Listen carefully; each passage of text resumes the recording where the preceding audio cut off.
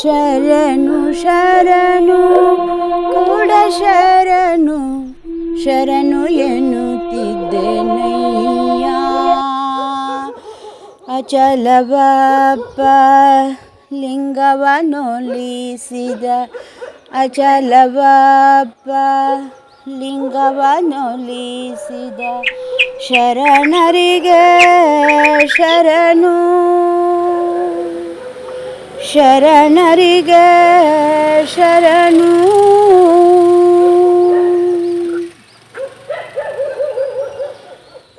ಮಹಾದೇವಿ ಅಕ್ಕ ಮಹಾದೇವಿಯಾಗಿ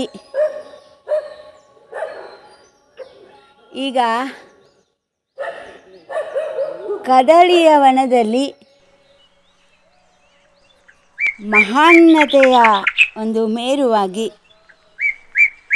ನಿಂತ್ಕೊಂಡಿದ್ದಾಳೆ ಅಂತ.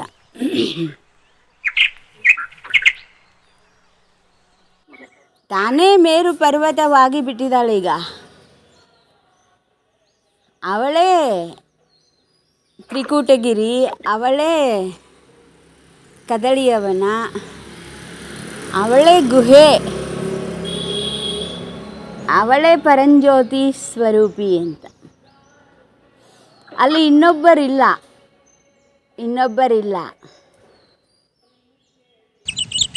ಯಾಕೆ ಅಂದರೆ ಅವಳೇ ಇಲ್ಲ. ಅವಳು ಒಳಗೆ ಇರುವಂತಹ ಆ ಮೂಲ ಅವಿದ್ಯೆ ಅದು ಬರೀ ಭಂಗ ಅಷ್ಟೇ ಆಗಿಲ್ಲ, ಅಜ್ಞಾನದ ಆವರಣ ಭಂಗ ಮಾತ್ರವಾಗಿಲ್ಲ, ಅದು ಪೂರ್ಣ ನಷ್ಟವಾಗಿರೋದ್ರಿಂದ ಅಲ್ಲಿ ಮಹಾದೇವಿಯಲ್ಲಿರುವಂತಹ ನಾನು ಇದು ಪೂರ್ಣ ನಷ್ಟವಾಗಿದೆ, ಬರೀ ಶೂನ್ಯವಾಗಿಲ್ಲ, ನಷ್ಟವಾಗಿದೆ ಅಂತ. ಶೂನ್ಯದಲ್ಲಿ ನಾನು ಅಲ್ಲ, ನಾನು ಅಲ್ಲ, ನಾನು ಅದು ಅಲ್ಲ, ನಾನು ಇದಲ್ಲ, ಹಾಗೆ ನಿರಾಕರಣೆ ಇರ್ತತೆ. ಮತ್ತು ನಿರಾಕಾರವಾದುದರ ಒಂದು ಸ್ವೀಕೃತಿ ಇರ್ತತೆ. ನಿರಾಕಾರವಾದುದರಿಂದ ಇವಳ ಸ್ವೀಕೃತಿ ಇರ್ತತೆ, ಅಥವಾ ನಿರಾಕಾರವನ್ನು ಇವಳು ಸ್ವೀಕಾರ ಮಾಡಿರ್ತಾಳೆ. ಅಲ್ಲಿನೇ ಅನುಭವ ಶುರುವಾಗೋದು.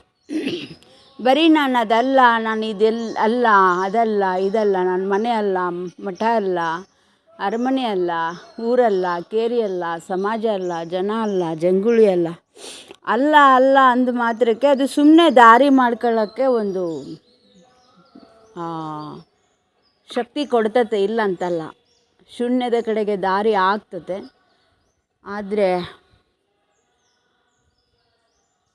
ಆ ನಿರಾಕಾರ ನಿರಂಜನ ನಿರತಿಶಯವಾದ ಆ ಪರಮಾಂಬುದಿಯ ಒಂದು ಸ್ಪರ್ಶ ಆಗಬೇಕು. ಆದ ಬಳಿಕವೇ ಅನುಭವ ಶುರುವಾಗ್ತೈತೆ. ಅಂದರೆ ಆ ಪರಮಾತ್ಮ ನಾನು ಅನ್ನುವಂತಹ ಜ್ಞಾನ ಆದ ಮೇಲೇ ಆ ಶೂನ್ಯ ಸಾರ್ಥಕವಾಗ್ತೈತೆ. ನಾನು ಅದಲ್ಲ, ಇದಲ್ಲ ಅನ್ನೋ ಶೂನ್ಯದ ಸಾರ್ಥಕತೆ ಆಗೋದೇ ಪರಮಾನುಭವದ ಒಂದು ಆ ಪರಮನ ಜ್ಞಾನದಲ್ಲಿ, ಆ ಪರಮಾತ್ಮನೇ ನಾನು ಅನ್ನುವಂತಹ ಜ್ಞಾನದಲ್ಲಿ. ಅಲ್ಲಿ ಮಾತ್ರ ನಿಜವಾಗಿಯೂ ನಾನು ಅನ್ನುವುದರ ಬಿಡುಗಡೆ ಆಗೋದಕ್ಕೆ ಶುರುವಾಗ್ತದೆ. ನಾನು ಅನ್ನೋದು ಅನಾವರಣಗೊಳ್ಳೋದಕ್ಕೆ ಶುರುವಾಗ್ತದೆ. ಇಲ್ಲಿ ಆವರಣ ಭಂಗ ಆಯಿತು, ನಾನು ಅನ್ನುವುದರ ಆವರಣ ಭಂಗ ಆಯಿತು. ಎಲ್ಲಿ ನಾನು ಅದಲ್ಲ, ನಾನು ಇದಿಲ್ಲ, ನಾನು ಅದಲ್ಲ ಅಂದ್ಕೊಂಡು ದಾರಿ ಮಾಡ್ಕೊಂಡು ಬಂದ ಶೂನ್ಯದಲ್ಲಿ ಪರಮಾತ್ಮನೇ ನಾನು ಎನ್ನುವ ಜ್ಞಾನದಲ್ಲಿ ನಿಜವಾದ ನಾನು ಅನಾವರಣಗೊಳ್ಳೋದಕ್ಕೆ ಶುರುವಾಗ್ತದೆ. ಅದನ್ನೇ ಅನುಭವ. ಅಂತಹ ಅನುಭವವನ್ನು ಆ ಅನುಭವ ಸರಸಿಯಲ್ಲಿ ಮೀಯುವಂತಹ ಒಂದು ಆ ಶರಣರ ಸಂಘ, ಅದು ಅನುಭವ ಮಂಟಪ. ಅಲ್ಲಿ ಗುರು ಶಿಷ್ಯ ಅನ್ನೋ ದ್ವಂದ್ವ ಕೂಡ ಶೂನ್ಯವಾಗ್ತದೆ. ಕೊಡೆಗೆ ದೇವ ಭಕ್ತ ಅನ್ನುವ ಒಂದು ಸಂಬಂಧ ಕೂಡ ಶೂನ್ಯ ಆಗ್ತದೆ. ಆ ಶೂನ್ಯ ಅಷ್ಟು ಅದು ತನ್ನ ವಿಸ್ತಾರವನ್ನು ಪಡೆದುಕೊಳ್ತಾ ಹೋಗ್ತದೆ ಅಂತ.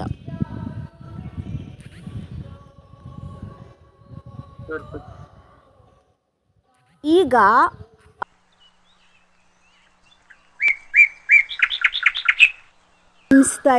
ಕ್ರಮಿಸಿದಾಳೆ ಆಲ್ಮೋಸ್ಟ್. ಹಾಗಾದರೆ ಈ ದಾರಿ ಯಾವುದು?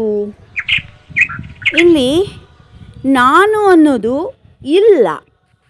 ಇಲ್ಲ ಅನ್ನೋ ಸ್ಪಂದನೆ ಶುರುವಾಗಿದೆ. ಅಲ್ಲಿ ಕದಳಿವನದ ದಾರಿ, ಉಡುತಡಿಯಿಂದ ಕಲ್ಯಾಣಕ್ಕೆ ಬರುವ ದಾರಿನಲ್ಲಿ ನಾನು ಅನ್ನೋದು ಅಲ್ಲ ಅಂದ್ಕೊಂಡು ನಾನು ಯಾವುದು ಹೌದು ಅನ್ನುವ ನಿಲುಗಡೆಯಲ್ಲಿ ಅವಳಿಗೆ ಕಲ್ಯಾಣ ಗೋಚರ ಆಗ್ತದೆ.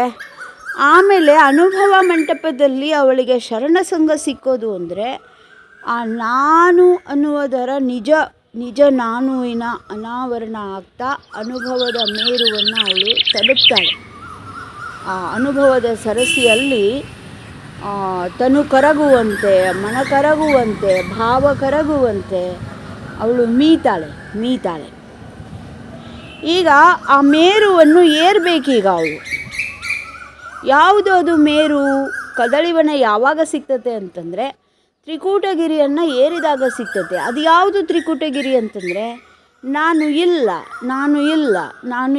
ತನುವಿನಲ್ಲಿ ನಾನು ಇಲ್ಲ, ಮನದಲ್ಲಿ ನಾನು ಇಲ್ಲ, ಭಾವದಲ್ಲಿ ನಾನು ಅನ್ನುವುದು ಇಲ್ಲ. ಅಲ್ಲ ಮತ್ತು ಇಲ್ಲ ಎಷ್ಟು ವ್ಯತ್ಯಾಸ ಇದೆ ನೋಡಿ. ಉಡುತಡಿಯಿಂದ ಕಲ್ಯಾಣದ ದಾರಿ ಅಲ್ಲ. ಈಗ ಕಲ್ಯಾಣದಿಂದ ಕದಳಿಯವನದ ದಾರಿ ಇಲ್ಲ. ಇದು ಸಹಜ ಶೂನ್ಯದಿಂದ ಸಹಜದತ್ತ ಹೋಗುವಂತಹ ದಾರಿ. ಈಗ ತಾನೇ ದೇವನಾಗಿ, ತಾನೇ ತ್ರಿಕೂಟಗಿರಿಯಾಗಿ, ಅಲ್ಲಿ ಇನ್ನೊಂದಿಲ್ಲ, ನಾನೇ ಎನ್ನುವ ಚಲನೆಗೆ ಇಂಬುಗೊಟ್ಟು ಅವಳು ಚಲಿಸ್ತಾ ಇದ್ದಾಳೆ ಕದಳಿವನದತ್ತ. ಹೌದು, ಅವಳೇ ಕದಳಿವನ, ಅವಳೇ ತ್ರಿಕೂಟಗಿರಿ, ಅವಳೇ ಎಲ್ಲ ಸುತ್ತುವರೆದ ಪ್ರಪಂಚ. ಆದರೆ ಅವಳು ಆ ಪ್ರಪಂಚದಲ್ಲಿ ಇಲ್ಲ, ಅವಳು ಆ ತ್ರಿಕೂಟಗಳಲ್ಲಿ ಇಲ್ಲ. ಅವಳೇ ತನು, ಅವಳೇ ಮನ, ಅವಳೇ ಭಾವ. ಆದರೆ ಆ ತನುವಿನಲ್ಲಿ ಅವಳು ಇಲ್ಲ, ಮನಸ್ಸಿನಲ್ಲಿ ಅವಳು ಇಲ್ಲ, ಭಾವದಲ್ಲಿ ಅವಳು ಇಲ್ಲ. ಇದೇ ಆ ತ್ರಿಕೂಟಗಿರಿಯನ್ನು ಏರುವಂತಹ ಪರಿ.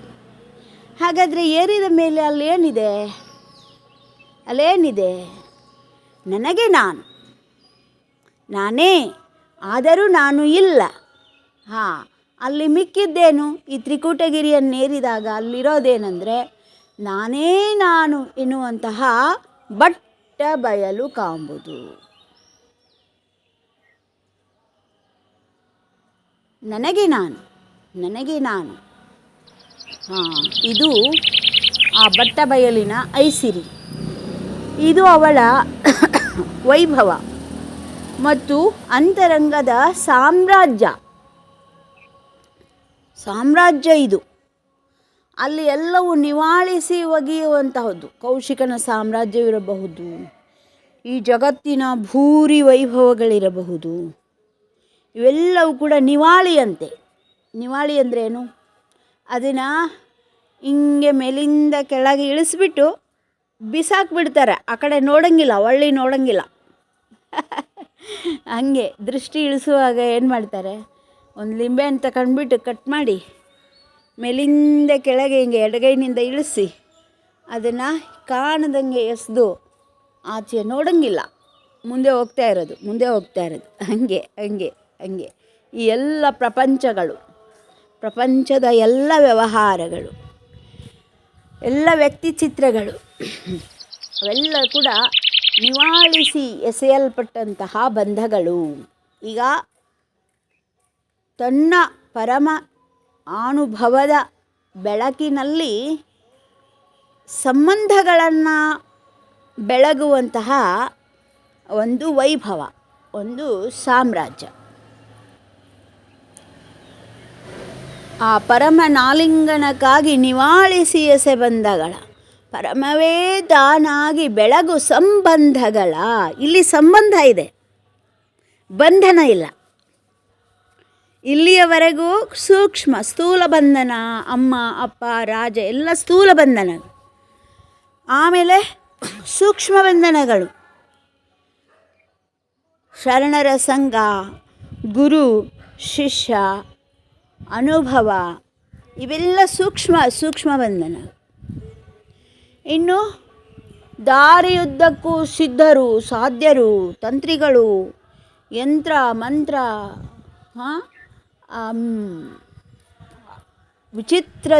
ವಿಚಿತ್ರವಾದ ಆಧ್ಯಾತ್ಮಲೋಕದ ವಿಚಿತ್ರಗಳು. ಇದೊಂದು ಮಾಯಾ ಶರದಿಯೇ. ಹೇಗೆ ಪ್ರಪಂಚವು ಒಂದು ಮಾಯೆಯೋ ಹಾಗೆ ಈ ಪಾರಮಾರ್ಥ ಅನ್ನೋದು ಕೂಡ ಒಂದು ಪಾರುಗಾಣದ ಮಾಯಾಶರದಿಯೇ. ಅದು ಸೂಕ್ಷ್ಮತಮವಾದ ಬಂಧ. ಆ ಎಲ್ಲ ಬಂಧಗಳ ಮೇರೆಯನ್ನು ಒಂದೊಂದಾಗಿ ಮೀರಬೇಕು. ಸುಮ್ಮನೆ ಹಿಂಗೆ ಪಟ್ಟಂತ ಹಾರ್ಕೊಳ್ಳೋಕ್ಕೆ ಬರಲ್ಲ. No shortcut.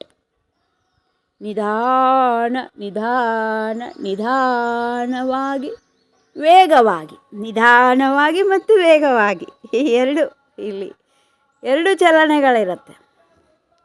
ಅವಸರ ಮಾಡೋಕ್ಕೆ ಬರಲ್ಲ, ದುತ್ತಂತ ಹಾರ್ಕೊಳ್ಳೋಕ್ಕೂ ಬರಲ್ಲ. ಅದಕ್ಕೆ ಹಂಗೆ ಹಾರ್ಕೊಳ್ಳೋಕ್ಕೆ ಹೋಗಿ ಎಷ್ಟೋ ಜನ ಅವರೇನು ಅಂದ್ಕೊಂಡಿರ್ತಾರೋ ಅದೇ ಅವರಿಗೆ ಮಾಯೆಯಾಗಿ ಅವರನ್ನು ಬಂಧಿಸಿ ಅಲ್ಲೇ ಬಿದ್ದುಬಿಡ್ತಾರೆ ಅಂತ. ಯಾರಿಗೂ ಅಳವಲ್ಲ ನಿನ್ನ ಮಾಯೆಯ ಗೆಲುವಡೆ, ಯಾರಿಗೂ ಅಳವಲ್ಲ. ಹರಿಹರಾದಿಗಳಿಗೆ, ಬ್ರಹ್ಮಾದಿಗಳಿಗೆ, ದೇವತೆಗಳಿಗೆ, ಸಿದ್ಧರಿಗೆ, ಕಿನ್ನರರಿಗೆ, ಕಿಂಪುರುಷರಿಗೆ,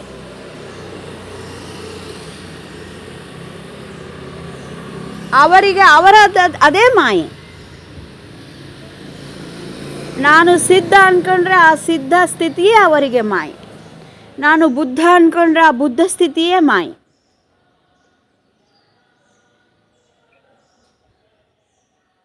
ಅವ್ರೇನು ಅಂದ್ಕೊಳ್ತಾರೋ ಅದೇ ಅವರಿಗೆ ಮಾಯೆ. ನಾನು ಶಿವ ಅಂದ್ಕೊಂಡ್ರೆ ಆ ಶಿವ ಅನ್ನೋದೇ ಮಾಯೆ. ನಾನು ಹರಿ ಅಂದ್ಕೊಂಡ್ರೆ ಹರಿ ಅನ್ನೋದೇ. ನಾನು ಇಂದ್ರ ಅಂದ್ಕೊಂಡ್ರೆ ಇಂದ್ರ ಅನ್ನೋದೇ ಮಾಯೆ. ನಾನು ಸ್ವರ್ಗದ ಅಧಿಪತಿ, ಅದೇ ಸ್ವರ್ಗವೇ ಅವರಿಗೆ ಮಾಯೆ. ಅದು ಏನಂತ ಅನ್ಕೋತಾರೋ ಅದೇ ಅವರಿಗೆ ಮಾಯೆ. ಅದು ಅಷ್ಟು ಸೂಕ್ಷ್ಮ. ಒಳ್ಳೆಯದು ಕೆಟ್ಟದ್ದು ಪ್ರಶ್ನೆ ಇಲ್ಲ. ಕೆಟ್ಟದ್ದು ಬಂಧಿಸುತ್ತದೆ ಮತ್ತು ಅದು ನಮ್ಮನ್ನು ಎಚ್ಚರಿಸುತ್ತದೆ. ಅದು ನಮ್ಮನ್ನು ಅದರಿಂದ ಪಾರಾಗೋದಕ್ಕೆ ಅಲ್ಲಿ ಒಂದು ದಾರಿ ಇದೆ. ಆದರೆ ಒಳ್ಳೆಯದು ಬಂಧಿಸುತ್ತದೆ, ಅದು ಅಲ್ಲಿ ಪಾರಾಗೋಕ್ಕೆ ದಾರಿನೇ ಇಲ್ಲ. ಅಷ್ಟು ಮಧುರವಾಗಿ ಗೊತ್ತಿಲ್ಲದಂಗೆ ಗೊತ್ತು ಮಾಡಿಕೊಡದಂತೆ. ಅಜ್ಞಾನದಲ್ಲಿ ಹೇಗೆ ಗೊತ್ತಾಗುವುದಿಲ್ಲವೋ ಹಾಗೆ ಜ್ಞಾನದಲ್ಲಿಯೂ ಕೂಡ ಗೊತ್ತಾಗದಂತೆ ಬಂಧನವಿದೆ. ಸೂಕ್ಷ್ಮಾತಿ ಸೂಕ್ಷ್ಮ ಬಂಧನ. ಅಜ್ಞಾನದಲ್ಲಿ ಗೊತ್ತಾಗದಂತಹ ಸ್ಥೂಲ ಬಂಧನ, ಜ್ಞಾನದಲ್ಲಿ ಗೊತ್ತಾದರೂ ಗೊತ್ತಾಗದಂತೆ, ಬಿಡಿಸಿಕೊಳ್ಳಬೇಕೆಂದರೂ ಬಿಡಿಸಿಕೊಳ್ಳಲಾಗದಂತಹ ಒಂದು ಮಧುರವಾದ ಸಾತ್ವಿಕ ಸತ್ವಯುತವಾದ ಬಂಧನ. ಅದನ್ನೆಲ್ಲ ಮೀರಿ ಬಂದಿದ್ದಾಳೆ ನೋಡಿ. ಇಲ್ಲ ಅದೇ ಶಸ್ತ್ರ. ಏನು ಸುದರ್ಶನ ಚಕ್ರ ಅದೆಲ್ಲ ಏನು ಮತ್ತೆ ಅದೆಲ್ಲ ಅದೇನೇ. ಇದೆಲ್ಲ ಮಿಥ್ಯ. ನಾನು ಅನ್ನೋದ್ರ ಸುತ್ತ ಅಂಟಿಕೊಂಡಂತಹ ಎಲ್ಲ ನಾಮರೂಪಗಳು ಮಿಥ್ಯ ಅನ್ನೋ ಅಸ್ತ್ರ. ಕೊನೆಗೆ ನಾನು ಅನ್ನೋದು ಕೂಡ ಇಲ್ಲ ಅನ್ನುವಂತಹ ಅಸಂಗ ಶಸ್ತ್ರೇಣ ದೃಢೇನ ಚಿತ್ವ. ಪೂರ್ಣ ಅಸಂಗವಾಗುವುದು. ಮೊದಲು ಸಂಘ, ತಾಯಿ ತಂದೆಯರ ಸಂಘ, ಸ್ನೇಹಿತೆಯರ ಸಂಘ, ಕೌಶಿಕನ ಸಂಘ ಅಂತಾರೆ ಇದಕ್ಕೆ. ಆಮೇಲೆ ಸತ್ಸಂಗ, ಪರಮಾತ್ಮನೇ ನಾನು. ಆಮೇಲೆ ಶರಣರ ಅನುಭವಿಗಳ ಸಂಘ, ಇದಕ್ಕೆಲ್ಲ ಸತ್ಸಂಗ ಅಂತ ಕರೀತಾರೆ. ಅದರಿಂದ ನಿಸ್ಸಂಗವಾಗಿ ಅವಳೇನಾಗ್ತಾಳೆ, ಕದಳಿವನದತ್ತ ದಾರಿ. ಈಗ ಕದಳಿವನದಲ್ಲಿ ಬಂದು ನಿಂತಿದ್ದಾಳೆ. ಅವಳು ಅಸಂಗವಾಗಿದ್ದಾಳೆ. ಸಂಗವಿಲ್ಲ, ಸತ್ಸಂಗವಿಲ್ಲ, ನಿಸ್ಸಂಗವಿಲ್ಲ, ಅಸಂಗ. ಅಸಂಗ ಅಂದರೆ ನಾನು ಅನ್ನೋದು ಕೂಡ ಇಲ್ಲ. ಹಾಗಾದರೆ ಏನಿದೆ? ನನಗೆ ನಾನು ಎನ್ನುವಂತಹ ನಿಜದ ನಿಲುವಿನಲ್ಲಿ ಅವಳು ನಿಲುಗಡೆಯಾಗಿದ್ದಾಳೆ. ನಿಲುಗಡೆಯೇ, ಅಂತಿಮವೂ ನಿಲುಗಡೆಯೇ, ಅದು ದಾರಿಯೂ ಕೂಡ ನಿಲುಗಡೆಯೇ. ಅಚಲವಾದ ಲಿಂಗವನ್ನು ಹೊಂದಿ ಸುಖಿಸುವ ಆ ದಾರಿ ಇದೆಯಲ್ಲ, ಆ ದಾರಿ ಕೂಡ ಅಚಲತೆಯಿಂದಲೇ ಕೂಡಿದೆ. ನನಗೆ ನಾನು ಅನ್ನುವುದು ಕೂಡ ಅಚಲತೆಯೇ ಆಗಿದೆ. ಹೆಂಗೆ ಸಮುದ್ರವನ್ನು ಇನ್ನೇನು ಸೇರಬೇಕು ಎನ್ನುವಂತಹ ನದಿಯ ಪಾತ್ರತೆ ಎಷ್ಟು ವಿಶಾಲವಾಗಿರ್ತದೆ ಅಂದರೆ, ಇದೇನು ಸಮುದ್ರವೇ ಅನ್ನುವಷ್ಟು ವಿಶಾಲ. ಅದಿನ್ನೂ ಸಮುದ್ರವನ್ನು ಸೇರಿಲ್ಲ.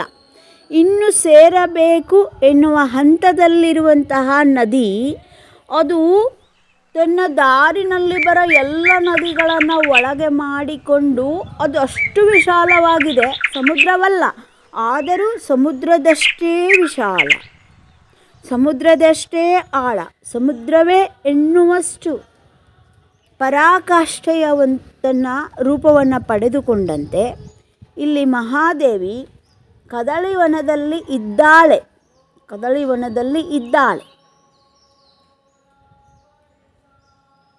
ಹೇಗಿದ್ದಾಳೆ? ಐಕ್ಯದ ಸನಿಹದಲ್ಲಿದ್ದಾಳೆ. ಆದರೆ ಐಕ್ಯವೇ ಎನ್ನುವಷ್ಟು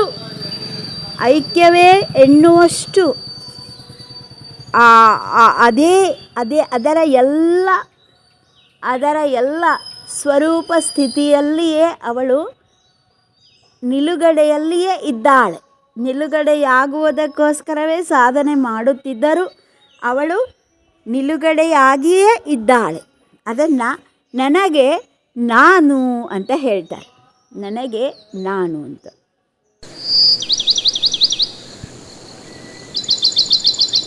ಇದು ಸಾರ್ವಭೌಮತ್ವ. ಇಲ್ಲಿ ಅವಳೇ ಪ್ರಜೆ, ಅವಳೇ ಸಿಂಹಾಸನ, ಅವಳೇ ರಾಜ, ಅವಳೇ ಮಂತ್ರಿ, ಅವಳೇ ಅಧಿಕಾರ, ಅವಳೇ ಸರ್ವಸ್ವ.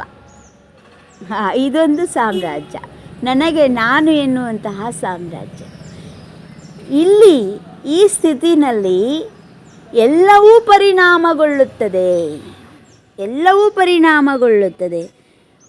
ಒಳ್ಳೆಯವರು ಇನ್ನೂ ಹೆಚ್ಚು ಒಳ್ಳೆಯವರಾಗ್ತಾರೆ, ಕೆಟ್ಟವರು ಅವರೂ ಕೂಡ ಒಳ್ಳೆಯವರಾಗ್ತಾರೆ.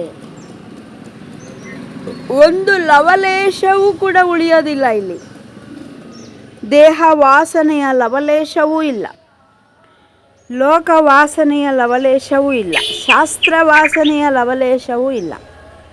ಎಲ್ಲವೂ ಕೂಡ ಸ್ವರೂಪ ಸ್ಥಿತಿಯನ್ನು ಪಡೆಯೋದಕ್ಕೆ ಸಿದ್ಧವಾಗಿ ನಿಂತ್ಕೊಂಡಿದೆ. ಯಾವ ಕ್ಷಣ ನಾನು ಸಮುದ್ರದಲ್ಲಿ ವಿಲೀನವಾಗುತ್ತೇನೆ ಅಂತ ನದಿ ಇನ್ನೇನು ಸಮುದ್ರದ ಹತ್ತಿರ ಹೋಗಿ ನಿಂತ್ಕೊಂಡು ಆ ಕ್ಷಣಕ್ಕಾಗಿ ಕಾಯ್ತಾ ಇರುತ್ತೆ ಅಂದರೆ ಒಂದೊಂದೇ ಹನಿ ಏನು ಸಮುದ್ರ ಆಗೋದಿಲ್ಲ, ಇಡೀ ನದಿಯೇ ಸಮುದ್ರ ರೂಪ ತಾಳುತ್ತದೆಯೋ ಹಾಗೆ ಇವಳ ಹುಟ್ಟು ಸಾವು, ಹುಟ್ಟಿನೊಂದಿಗೆ ಬಂದ ದೇಹಾದಿ ಇಂದ್ರಿಯಗಳು, ರಕ್ತ ಸಂಬಂಧಗಳು, ಹಣಗುಣ ಸಂಬಂಧಗಳು, ಆಮೇಲೆ ಜ್ಞಾನ ಸಂಬಂಧಗಳು, ಶಾಸ್ತ್ರಗಳು, ಅನುಭವಗಳು, ಬೇಡವಾದವುಗಳು, ಬೇಕಾದವುಗಳು ಎಲ್ಲ ಒಟ್ಟೊಟ್ಟಿಗೆ ಇಲ್ಲಿ ಈಗ ಸ್ವರೂಪ ಸ್ಥಿತಿಯನ್ನು ಪಡ್ಕೊಳ್ಳೋಕ್ಕೆ ಸಿದ್ಧವಾಗಿದೆ ಅನ್ನೋದಕ್ಕೆ ಇಲ್ಲಿ ಕೌಶಿಕನನ್ನು ತೆರೆಯ ಮೇಲೆ ತಗೊಂಡು ಬಂದಿದ್ದಾರೆ ಲೇಖಕಿ ಮಾತೆ ಮಹಾದೇವಿಯವರು. ಕದಳಿವನದಲ್ಲಿ ಕೊನೆಗೆ ಕೌಶಿಕ ಬರ್ತಾನೆ, ತನ್ನ ರಾಜ ಪರಿವಾರದೊಂದಿಗೆ ಬಂದು ಮಹಾದೇವಿಯಲ್ಲಿ ಶರಣಾಗತನಾಗುವಂತಹ ಒಂದು ಪ್ರಸಂಗವನ್ನು ತರಂಗಿಣಿಯಲ್ಲಿ ನಿವೇದಿಸಲಾಗಿದೆ. ಅವನು ತಾನು ಪರಿವರ್ತನೆಯಾದ ಕುರಿತು ಮತ್ತು ತಾನು ಆ ರೀತಿಯಲ್ಲಿ ಮಹಾದೇವಿಯೊಂದಿಗೆ ಉದ್ಧಟತನದಿಂದ ನಡೆದುಕೊಂಡದ್ದು, ಅವಳನ್ನು ಒಬ್ಬ ಪ್ರಾಪಂಚಿಕ ವ್ಯಕ್ತಿ ಎಂದು ಕೀಳಾಗಿ ಕಂಡದ್ದು, ತನ್ನ ಬಂಧನದಲ್ಲಿ ಇರಿಸಿಕೊಳ್ಳುವುದಕ್ಕೆ ಪ್ರಯತ್ನಪಟ್ಟಿದ್ದು, ಎಲ್ಲದಕ್ಕೂ ಕೂಡ ಅವನು ಪ್ರಾಯಶ್ಚಿತ್ತ ಮಾಡಿಕೊಳ್ಳುತ್ತಿದ್ದಾನೆ. ಅಂದರೆ ಅವನ ಚಿತ್ತ ಈಗ ಪ್ರಾಯಕ್ಕೆ ಬಂದಿದೆ, ತನ್ನ ದೋಷಗಳು ತನಗೆ ಕಾಣಿಸುತ್ತಿದೆ. ಅಲ್ಲಿಯವರೆಗೂ ಅವನು ಮಾಡಿದ್ದೇ ಆಳ್ವಿಕೆ, ಅವನದ್ದೇ ನ್ಯಾಯ, ಅವನು ಹೇಳಿದ್ದೇ ಅವನು ಆಗಬೇಕು. ಹೌದಾ? ಈ ರೀತಿಯ ವರ್ತನೆ ಬಹುಶಃ ನನಗನ್ಸುತ್ತೆ ಕೌಶಿಕನ ಆ ಒಂದು ದರ್ಪ ಅಧಿಕಾರ ಬರೀ ಅವನ ಅರಮನೆಗೆ ಸೀಮಿತವಾಗಿತ್ತು. ಇವಳು ಬಟ್ಟೆಯನ್ನು ಕಳಚಿ ಬಂದ ತಕ್ಷಣ ಮಹಾದೇವಿಯ ಗೊಡವೆಯೇ ಇಲ್ಲದಂತೆ ಅವನು ಅರಮನೆಯಲ್ಲಿ ಮುದುಡ್ಕೊಂಡು ಕೂತ್ಕೊಂಡ. ಇದು ಅಸಂಭವನೀಯ, ಸಾಧ್ಯ ಇಲ್ಲ. ಒಬ್ಬ ಸಾಮಾನ್ಯ ಗಂಡಸು ಒಂದು ಹೆಣ್ಣಿನ ಮೇಲೆ ದೃಷ್ಟಿ ಬಿತ್ತು ಅವಳನ್ನು ಪಡ್ಕೊಳ್ಬೇಕು ಅಂತ ಅವನಿಗೆ ಆಸೆ ಆಯಿತು ಅಂತಂದರೆ ಅಷ್ಟು ಸುಲಭವಾಗಿ ಅವನು ಬಿಡೋದಿಲ್ಲ. ಒಂದು, ಅವನು ಅವಳಿಗೆ ಆಮಿಷಗಳನ್ನು ಒಡ್ಡಿ ಅವಳನ್ನ ಒಲಿಸ್ಕೊಳ್ಳೋಕ್ಕೆ ಪ್ರಯತ್ನ ಮಾಡಿರ್ತಾನೆ. ಇನ್ನೊಂದು, ಬಂಧಿಸಿ ಅವಳನ್ನು ಮೆತ್ತಗೆ ಮಾಡಿ ವಶ ಮಾಡಿಕೊಳ್ಳೋದಕ್ಕೆ ಪ್ರಯತ್ನ ಮಾಡಿರ್ತಾನೆ. ನಾನಾ ಉಪಾಯಗಳನ್ನು ಮಾಡಿ ಕೊನೆಗೆ ವಿಫಲನಾದ ಮೇಲೆ ಅಷ್ಟಕ್ಕೆ ಅವನ ಆ ಒಂದು ಕಾಮ ಇಲ್ಲದಿರಬಹುದು, ಆದರೆ ವಾಸನೆ ಅನ್ನೋದು ಇದೆಯಲ್ಲ, ಅದು ಅವಳನ್ನು ಅರಮನೆಯನ್ನು ದಾಟಿ ಬರಲೇ ಇಲ್ಲ, ಅವಳನ್ನು ಬೆನ್ನು ಹತ್ತಲೇ ಇಲ್ಲ ಅನ್ನೋದನ್ನು ನನಗೆ ನಂಬಕ್ಕಾಗಲ್ಲ. ಅವನ ರಾಜ್ಯದಲ್ಲಿ ಅವನ ಅಧಿಕಾರ ಇರ್ತದೆ, ಹೌದು.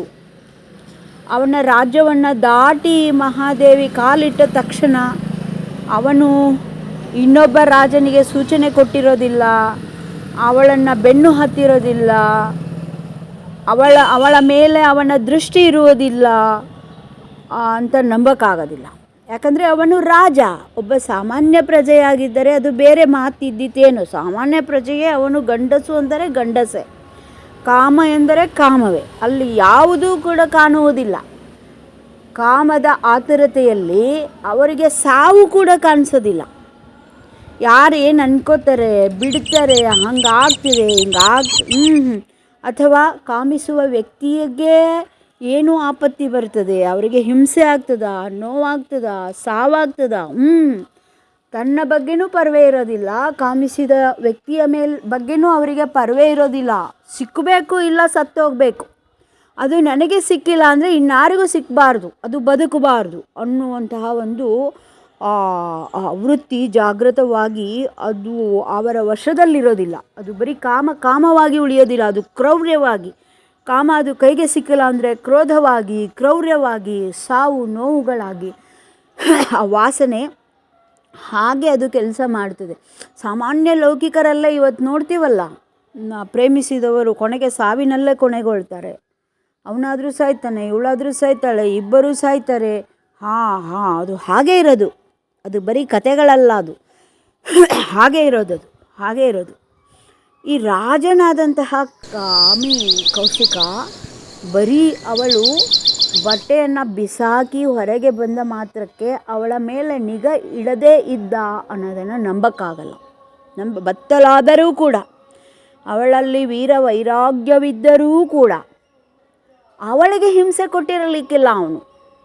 ಆದರೆ ಮಹಾದೇವಿಗೆ ಒಂದು ತುಂಡು ಬಟ್ಟೆ ಸಿಗಬಾರ್ದು, ಒಂದು ತುತ್ತು ಅನ್ನ ಸಿಗಬಾರ್ದು, ಅವಳಿಗೆ ಒಂದು ಕ್ಷಣದ ಆಶ್ರಯ ಸಿಗಬಾರ್ದು, ಅವಳು ನೆಮ್ಮದಿಯಿಂದ ಕೂತ್ಕೋಬಾರ್ದು, ಸಲೀಸಾಗಿ ನಡ್ಕೊಂಡು ಹೋಗಬಾರ್ದು. ಈ ರೀತಿಯ ಒಂದು ವ್ಯವಸ್ಥೆ ಅಪ್ರತ್ಯಕ್ಷವಾಗಿ ನೇರವಾಗಿ ಅವಳಿಗೆ ತೊಂದರೆ ಕೊಡೋಕ್ಕೆ ಅವನಿಗೆ ಆಗಿಲ್ಲ ಅಂದರೂ ಕೂಡ, ಯಾಕೆ ಕೊಡಲ್ಲ ಅಂದರೆ ಅವಳ ವಸ್ತು ಅವಳು ಅವನ ವಸ್ತು ಆಗಿರೋದ್ರಿಂದ, ಅವಳು ಬೇಕು ಅಂತ ಇರೋದ್ರಿಂದ ಯಾವ ರೀತಿಯಲ್ಲಾದರೂ ಅವಳನ್ನು ಒಲಿಸಿಕೊಳ್ಳಬೇಕು, ಅವಳನ್ನು ಒಲಿಸಿಕೊಳ್ಳಬೇಕು ಅನ್ನೋದು ಮುಗೀತು. ವಶದಲ್ಲಿರಿಸಿಕೊಳ್ಳಬೇಕು, ಅಧಿಕಾರ ಚಲಾಯಿಸಬೇಕು ಅನ್ನೋದು ಇದೆಯಲ್ಲ, ಅದು ಅವಳ ಮೇಲೆ ಅವನು ಚಲಾಯಿಸಲಿಕ್ಕಿಲ್ಲ. ಆದರೆ ಅವಳಿಗೆ ಯಾರು ಆಶ್ರಯ ಕೊಡ್ತಾರೆ, ಯಾರು ಅನ್ನ ನೀಡ್ತಾರೆ, ಯಾರು ಅವಳಿಗೆ ರಕ್ಷಣೆ ನೀಡ್ತಾರೆ, ಅವರ ಮೇಲೆ ಪ್ರಹಾರ ಮಾಡೋದಕ್ಕೆ ಶುರು ಮಾಡುತ್ತೆ. ಇದು ಮಾಯೆಯ ರೀತಿ. ಇದು ಮಾಯೆ ಒಮ್ಮೆ ನೇರವಾಗಿ ನುಗ್ಗುತ್ತೆ. ನೇರವಾಗಿ ನುಗ್ಗೋದನ್ನು ನಾನು ನಿರಾಕರಣೆ ಮಾಡಿದರೆ ಅದು ಅಪ್ರತ್ಯಕ್ಷವಾಗಿ ಬೆನ್ನು ಹಿಂದಿನಿಂದ ಬಂದು ಚೂರಿ ಹಾಕ್ತದೆ ಅಂತ. ಅದು 1000 ಮುಖಗಳಿಂದ ಅದು ಏನು ಮಾಡುತ್ತೆ, ಪ್ರಯತ್ನಶೀಲ ಇರುತ್ತೆ.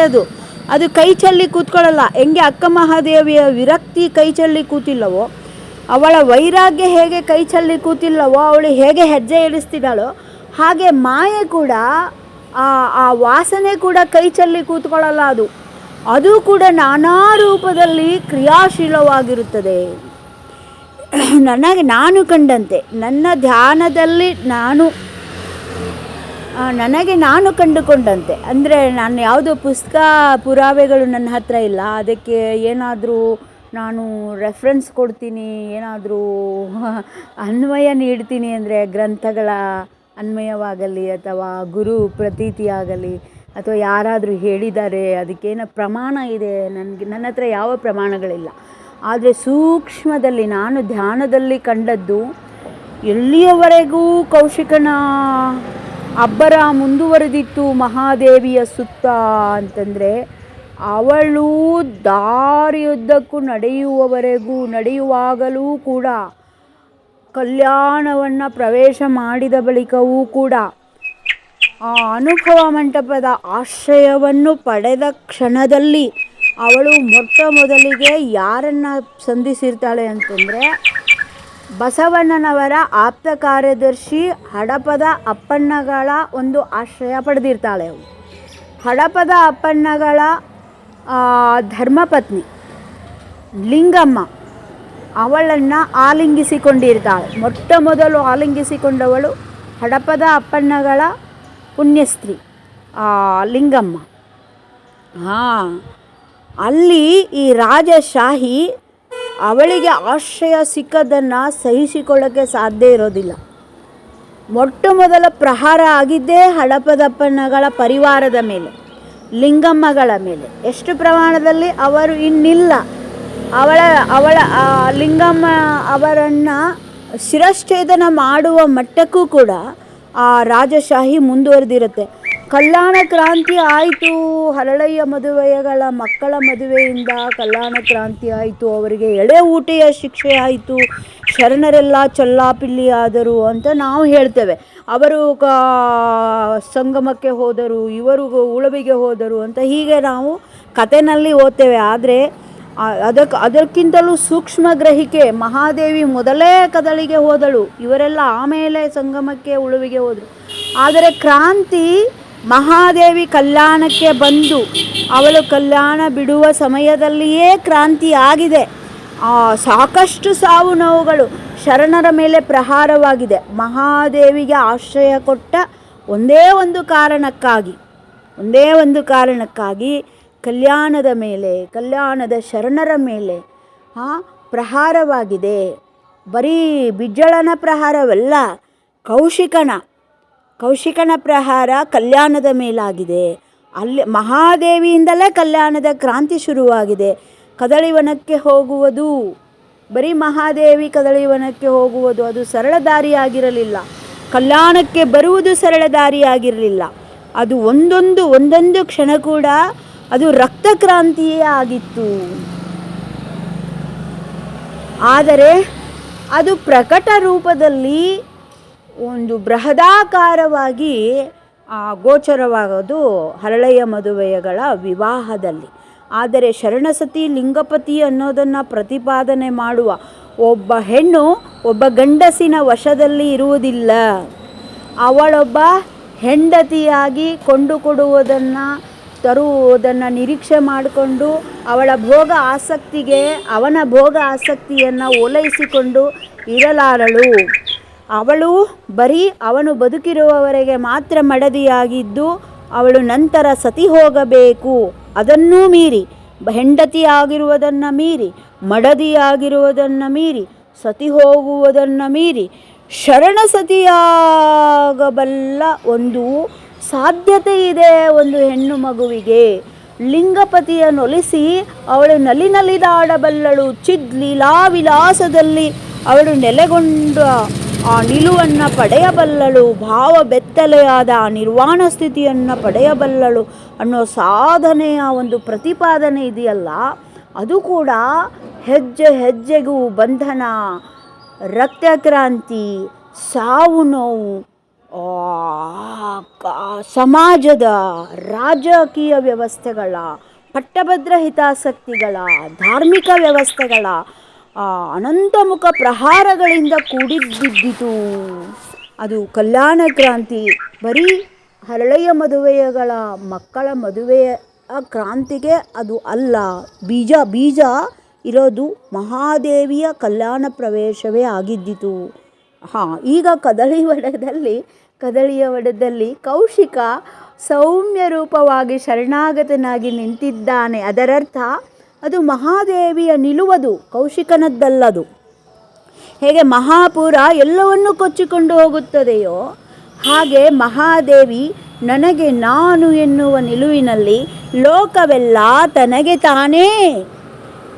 ತಾನೇ ಸರ್ವಮಂಗಳ ಶುಭಮಂಗಳ ಅನ್ನೋ ಒಂದು ಸ್ಥಿತಿಯನ್ನು ಪಡೆದುಕೊಳ್ಳಲೇಬೇಕು. ಎಲ್ಲವೂ ಮುಕ್ತವಾಗಬೇಕು.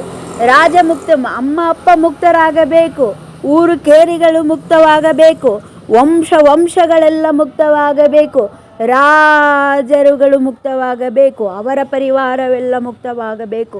ಮಹಾದೇವಿ ಯಾರ ಕಡೆಗೆ ದೃಷ್ಟಿಯನ್ನು ಇಟ್ಟಿದ್ದಾಳೋ, ಅವಳತ್ತ ಯಾರು ದೃಷ್ಟಿಯನ್ನು ಇಟ್ಟಿದ್ದಾರೋ, ಅವಳು ಎಲ್ಲೆಲ್ಲಿ ಹೆಜ್ಜೆ ಇರಿಸಿದ್ದಾಳೋ ಆ ಅಣುವೆಲ್ಲವೂ ಕೂಡ ಮುಕ್ತವಾಗುವಂತಹ ಒಂದು ಸ್ಥಿತಿ ಅದು ಕದಳಿಯಲ್ಲಿ ಐಕ್ಯ ಅಂತಂದರೆ ಮಹಾದೇವಿಯ ಐಕ್ಯ ಅಲ್ಲ, ಅದು ಮಹಾದೇವಿಯ ಮುಕ್ತಿ ಅಲ್ಲ, ಅದು ದೇಹದ ಮುಕ್ತಿ, ಜಗತ್ತಿನ ಮುಕ್ತಿ, ಎಲ್ಲ ಸಂಬಂಧಗಳ ಮುಕ್ತಿ. ಅಲ್ಲಿ ಏನೂ ಉಳಿಯೋದಿಲ್ಲ. ಅವೆಲ್ಲವೂ ಕೂಡ ಮುಕ್ತವಾಗುವಂತಹ ಸ್ಥಿತಿ ಇರೋದ್ರಿಂದ ಕೌಶಿಕ ಇದಕ್ಕೆ ಹೊರತಾಗಿರೋದಕ್ಕೆ ಸಾಧ್ಯವಿಲ್ಲ. ಅಲ್ಲಿ ಅನಿವಾರ್ಯ. ಅವನು ಇಷ್ಟಪಡಬಹುದು, ಇಷ್ಟಪಡದೇ ಇರಬಹುದು. ಅವನು ನಾನು ಮುಕ್ತನಾಗುತ್ತೇನೆ ಅಂತ ಅನ್ಕೋಬಹುದು, ಮುಕ್ತನಾಗುವುದಿಲ್ಲ ಅಂದ್ಕೊಂಡ್ರೂ ಕೂಡ ಅದು ಬಿಡೋದಿಲ್ಲ. ಆ ಮಹಾದೇವಿಯ ನಿಲುವೇ ಹಾಗೆ. ನನಗೆ ನಾನು ಅನ್ನುವ ನಿಲುವಿನಲ್ಲಿ ಲೋಕವೆಲ್ಲ ತನಗೆ ತಾನೇ ಮುಕ್ತ ಸ್ಥಿತಿನಲ್ಲಿ ಅದು ತನ್ನ ವೈಭವವನ್ನು, ಅಂದರೆ ಅದು ಮಹಾದೇವನೇ, ಲೋಕ ಅಲ್ಲಿ ಇಲ್ಲ, ಲೋಕವಾಗಿ ಉಳಿಯುವುದಿಲ್ಲ ಅಂತ ಆ ಒಂದು ನಿಲುವಿನಲ್ಲಿ ಮಹಾದೇವಿ ಈಗ ನಿಂತಿದ್ದಾಳೆ ಅನ್ನೋದನ್ನು ನಾವಿವತ್ತು ನೋಡಿದ್ದೇವೆ. ಸ್ವಲ್ಪ ಸಮಯ ನಾನು ನಿಮ್ಮ ಸಹನೆ ಸಮಯವನ್ನು ಹೆಚ್ಚು ತಗೊಂಡಿದ್ದೇನೆ, ದಯಮಾಡಿ ಕ್ಷಮಿಸಿ. ಎಲ್ಲರಿಗೂ ಶರಣು ಶರಣು ಶರಣು.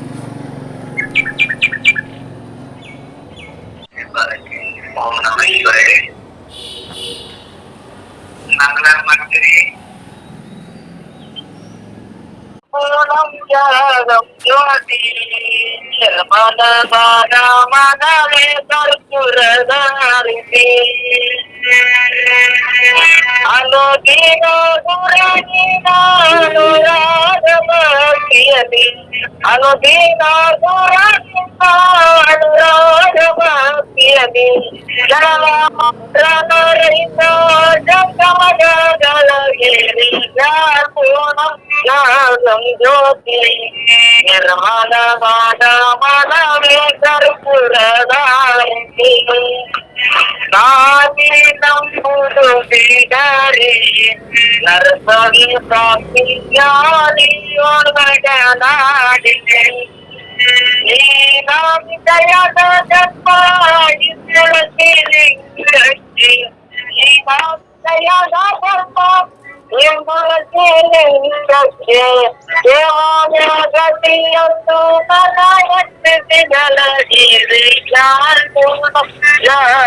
ಜ್ಯೋತಿ ನಿರ್ಮಲವಾದ ಮನವೇ ಕರ್ಪೂರದಾರುತಿ